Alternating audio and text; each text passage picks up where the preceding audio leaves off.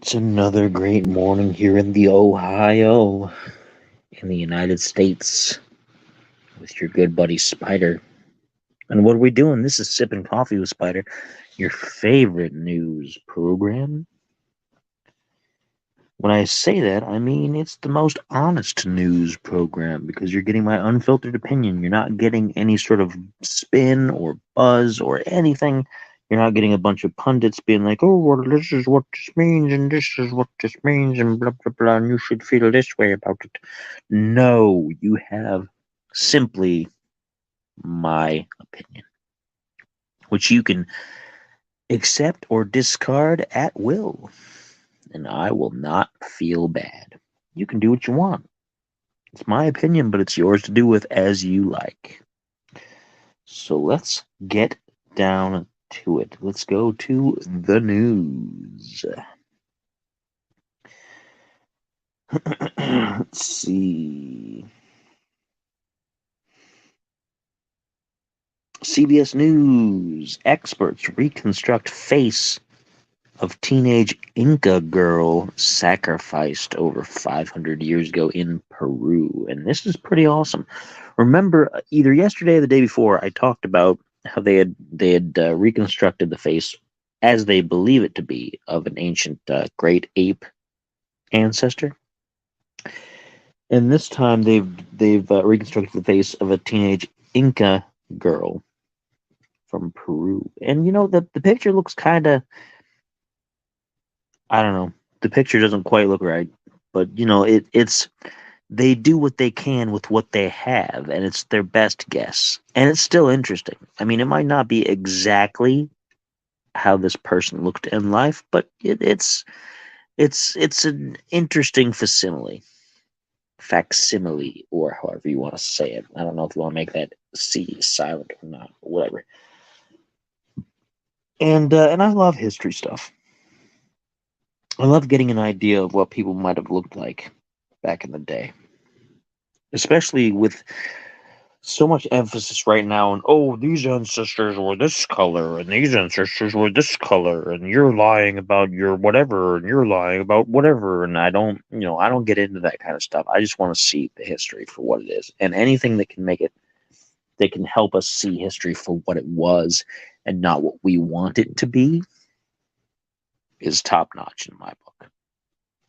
So it's an interesting idea. PC Mag, Google Fibers, Google Fibers, 20 gigabyte per second internet to arrive by year's end for select residential users. Gigabit per second, probably. And that's interesting. That's an ambitious number. The thing is that nearly all providers, and I don't have any reason to believe that these people won't do the same thing, nearly all providers have limits. And these limits are artificial. They will let you use as much bandwidth as you want for a little while. And then if you hit what they believe is, that's about as much as we think you need, they'll cut it down to next to nothing. So your internet speeds will go really bad. Everybody has that. There's very few unlimited plans out there. So I'm kind of wondering how this is going to go, especially with the way that Google is about money grubbing. Because they're like everybody else. They're like Microsoft, they're like Amazon, they're like Apple. They fill up everything that they do with ad revenue up to your neck in ads to generate revenue. So no matter how much they say, oh, this is free and this is free and this is free, it's all powered by hundreds and hundreds of ads that you have to sit through. And it's not really free. And it's dumbing you down. It's making you dumber. And I don't like it, but I don't think anything's going to change. That's the culture now.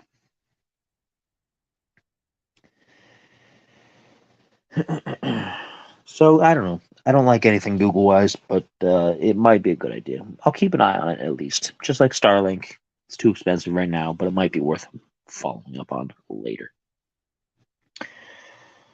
PC Gamers says ex Bethesda developer says Starfield could have focused on quote 24 solar systems unquote, but people love our big games, so let's go ahead and let them have it. They said. And it's an interesting idea, but the thing is, they say there's like 1,000+ planets, and I guess I can kind of see that. I'm on my third playthrough because every playthrough is slightly different because of how how they do the new game thing. Um, but the planets get to be kind of the same after a little while. They're not a lot different. A lot of the locations you go to on the planets are very similar, if not identical, with identical enemy encounters and identical whatever.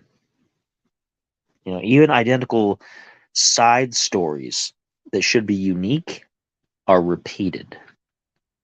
And it's unfortunate. There's no true diversity, so to speak.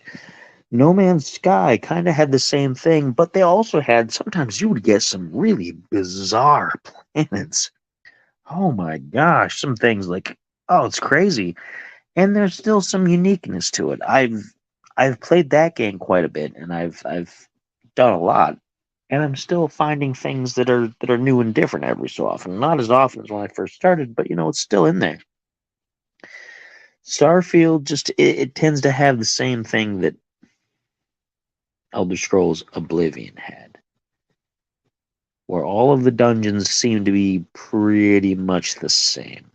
It's not as bad as Dragon Age 2, which wholesale copy pasted some of the dungeons.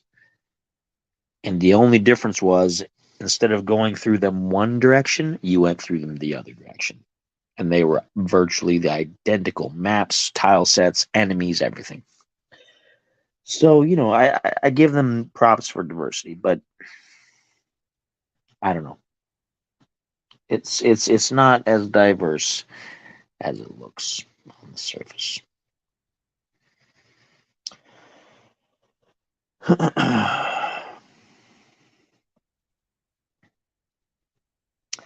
IGN, the first look at Ark Survival Ascended debuts during Xbox Partner Preview, will launch on Steam today. And I'm not interested. I was super interested at first in the first Ark game. I'd read all kinds of bad things about it, how there were gatekeepers in it and things like that, and other players would stop you from getting very far. And if you didn't play on private servers, then you'd be griefed all the time. But when it came to Game Pass, I was like, all right, I've been wanting to try this. I love dinosaur games. This is one of those things you raise dinosaurs, you can fight dinosaurs, you can give dinosaurs armor and weapons and all kinds of other stuff. It looked so awesome. And then when I first got into it, you start off with no tutorials, which, there's a lot of new games that are kind of like that, where there's survival games. And I get that. On its own, that wouldn't have been so bad. But it's no tutorials against a landscape full of dinosaurs who can crush you with, one hit. But initially, the only defense and offense you have is you get frightened by the dinosaurs, you poo yourself, and then you can pick up the poo and throw it. And that's the beginning of Ark. And there's no, recipes for anything, how you make weapons and tools. You just kind of have to muddle through it. It was so disappointing, and the graphics were nowhere near as good as the art makes it look like.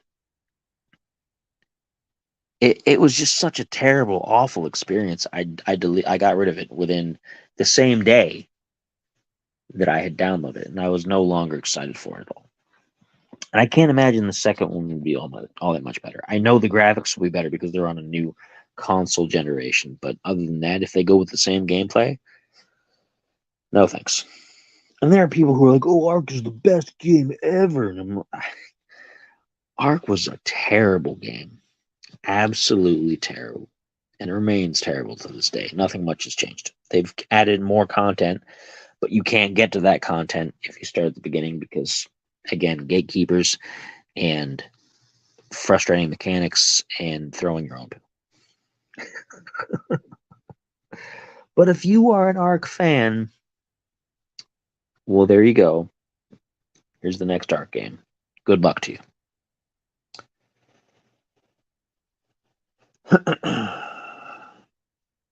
ABC News. Trump, after testifying, fined $10,000 for violating gag order. And that's not much.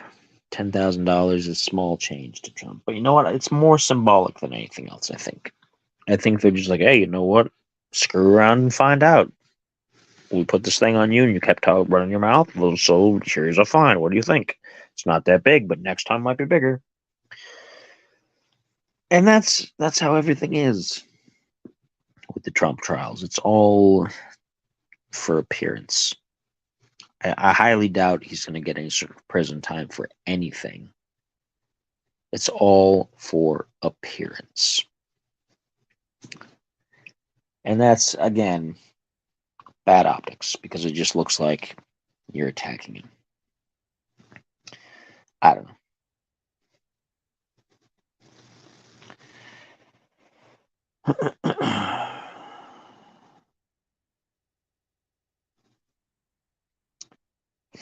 The Verge, X, formerly Twitter, is officially rolling out audio and video calls. That's not really a surprise. Every other platform has it. Facebook has it for its messenger program. Google has had it in various forms. They used to have Hangouts, and that went to crap, and then they changed to something else. Everybody's pretty much got it. And Musk has said that he wants Twitter to be an all-in-one social platform rather than what it was, which might improve the thing. It might make it less people just shouting random gibberish out into the internet and getting attention for it, because that's what Twitter was. Whatever knee-jerk reaction you had, you slammed on Twitter, hit the button, and that was it. For better or worse, and mostly it was for worse. So, I don't know. I still won't use it. I'm not going to pick up X anytime soon. But it's the direction everything's going. So,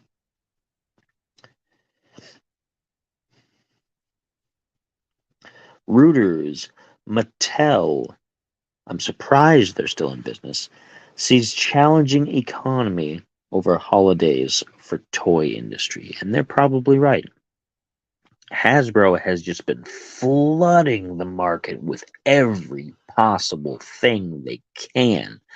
Now, I am a transforming robot fan, so I buy up their transforming robots, but they have not only those, they've got their board games, they've got card games, they've got G.I. Joe, they've got Power Rangers, they've got this, they've got that, and they're just pumping out. And they're the producer of the Star Wars franchise figures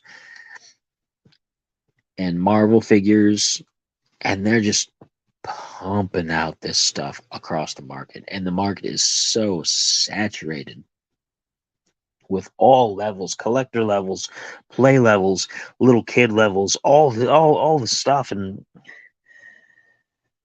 I don't understand how anybody can compete in the environment. That's just using Hasbro as an example. I'm sure Mattel, I don't know. I don't follow much of their stuff because I'm not into their particular product lines, but I bet it's a very similar situation.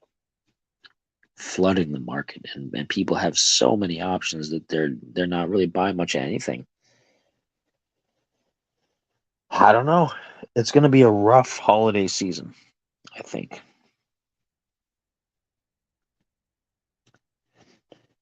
Popular Science, drought reveals ancient rock carvings of human faces in Brazil. I mean, it's kind of funny. They don't look.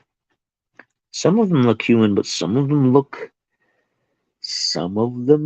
kind of lizard-like.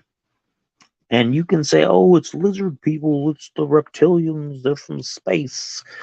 Or you can just say, well, maybe our ancestors saw some really big lizards or reptiles, as it were, back in the day, and they made it up to look like they were people.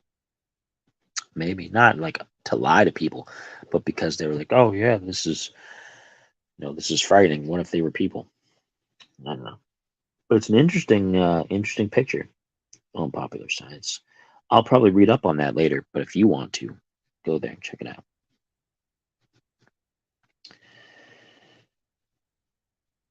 TMZ with you can't always trust TMZ with everything that they post, especially with this particular person, but I'm inclined to believe this. Britney Spears gets 25% of net profits for her memoir. 25%. That's it. And I believe it. I believe it actually, because that's how bad sometimes some of these publishing deals are. It's the same with recorded audio. It's the same with video. It's there's so many people in the process that have to get their cut now. That if you're not doing it 100% yourself, if you're not doing everything 100% DIY, then you're suffering. And if you do go completely DIY, it's difficult to get any sort of support and to get any sort of distribution going, because the old network that distribution centers go by is still the rule right now. As much as streaming and internet and all that other kind of stuff has taken over for the arts, the old record labels and publishing houses and things still hold a lot of power and a lot of gatekeeping. That seems to be the word of the day, gatekeeping. So I can believe that. I'm sure she still gets some pretty good royalties from her various albums and music, though. So I don't think she should be hurting for money. But I do understand that if this is something that you wrote about yourself, you should be getting more than 25%.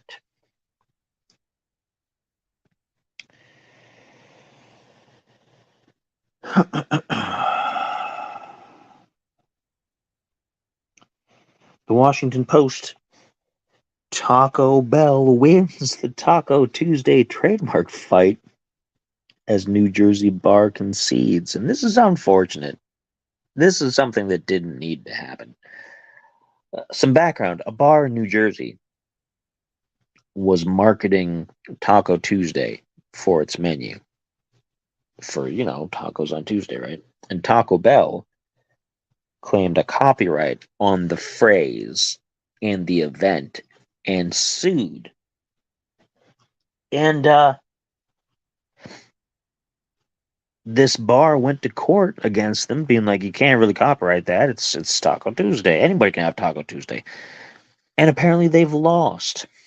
And Taco Bell has won. So the phrase Taco Tuesday now belongs to Taco Bell. And that being said, dear Taco Bell, now that I've said that phrase several times on the air in this episode, I'm not paying you for it.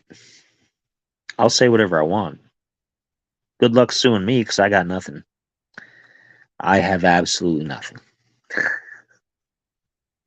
You won't get a dang thing. And I'll keep saying whatever I want long after the suit is over. And you have spent more on the suit than you will ever get from me. Good luck. Taco Tuesday. Taco Tuesday. Taco Tuesday. Come at me, bro. It's so stupid. It's so stupid.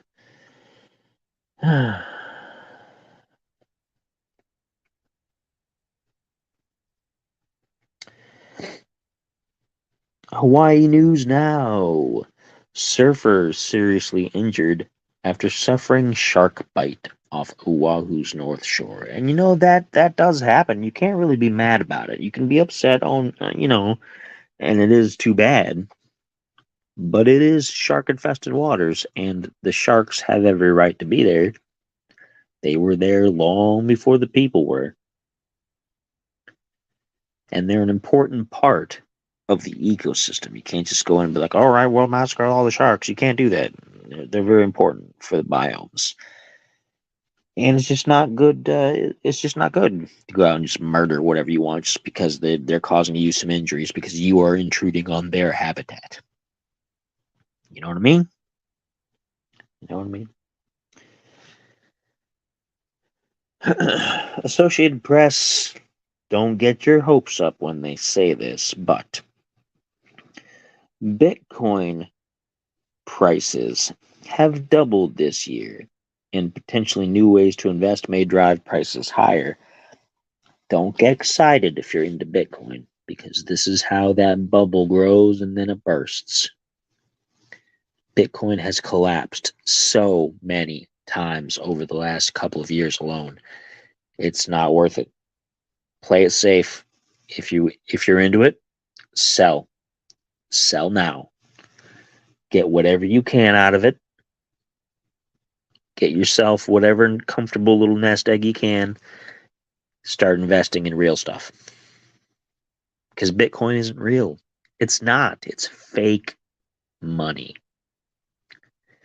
It is fake money. Please understand, it is not real.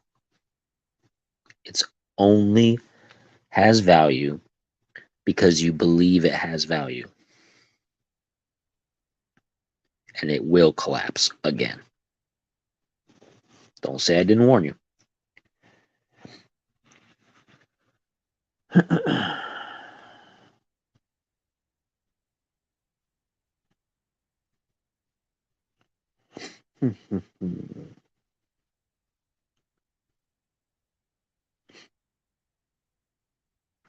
Variety says Apple TV Plus raises monthly price to $10, which doesn't seem like much, but it's $120 a year, which again doesn't seem like much, but that adds up. You add that to your subscriptions for Netflix, to Amazon Prime, to every other little streaming service you have, and that's a good chunk of change. Netflix is going up again.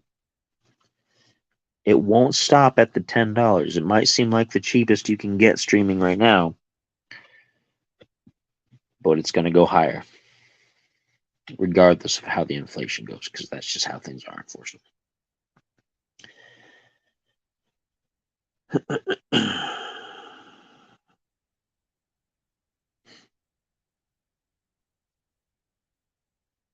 TMZ with more potential clickbait. Jonathan Majors' accuser, Grace Jabari, surrenders for alleged assault. Now, this has been an interesting story. This is the guy who played Kang the Conqueror on the Loki series and was in Ant-Man and the Wasp, Quantumania. I don't know if I said that right. Quantumania, whatever. He's supposed to be one of the next major villains for the new Marvel cycle now that Thanos is done, right? And the actor was accused of doing a bunch of heinous stuff to somebody at a club. When it turned out, the evidence has all come out that it was really not him at all, that he was innocent, and that it was the accuser. And it looks like now she's surrendered to be arrested for the assault. So I guess that's good. It just goes to show that some of these things were, and I don't want people to get really all up in arms about it, but the whole Me Too thing, yeah, a lot of people had gone through some things in the shadows and they deserved to be outed, and certain people deserved to get justice. Absolutely.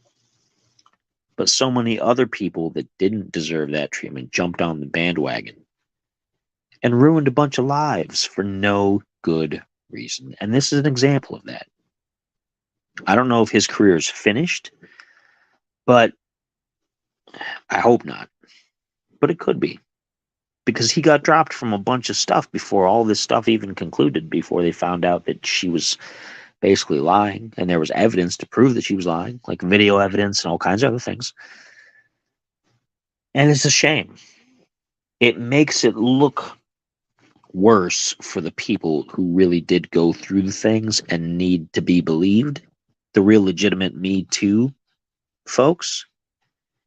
It just makes it worse for them because then it casts doubt. Her actions have cast doubt on all kinds of other people. So it's a big mess.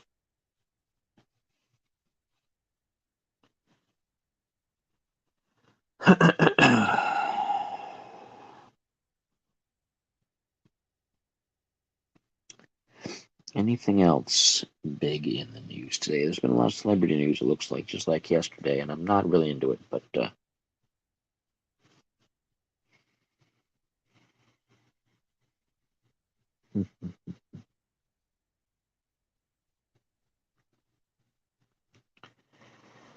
Washington Post with the last story I'm going to give you tonight.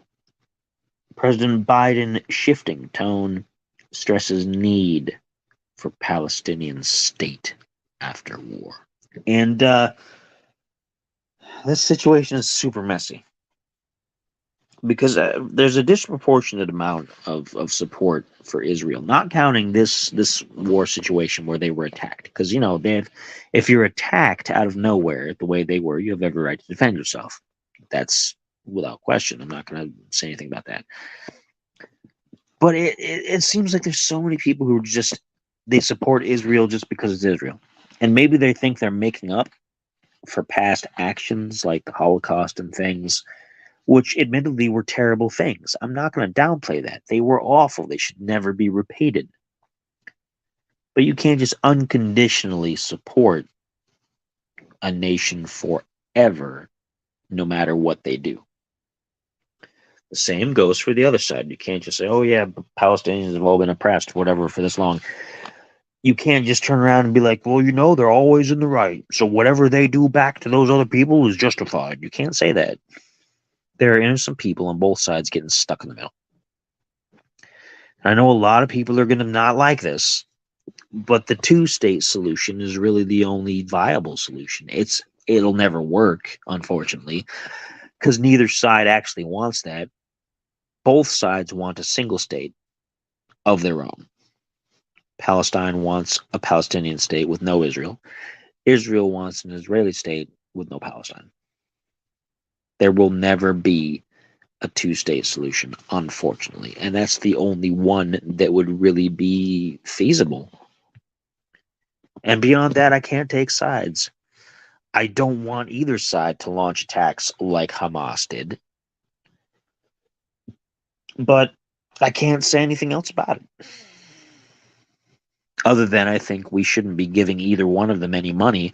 We should be letting them hash out their own difficulties on their own. It's not like the Holocaust.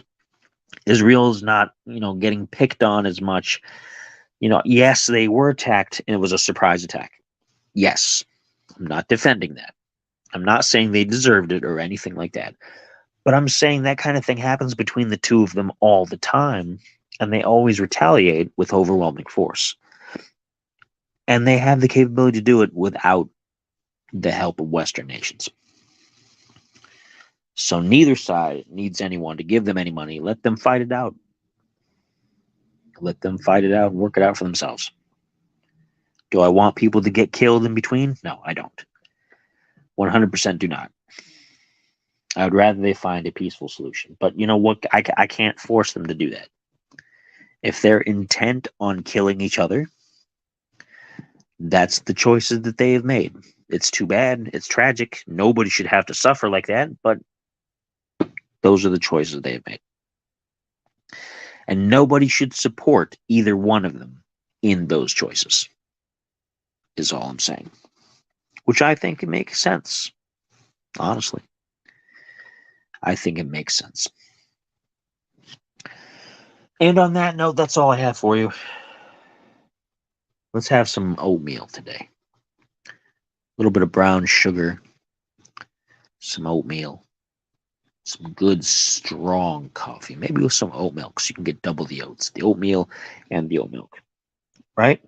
Oat milk in the coffee today. Let's do that.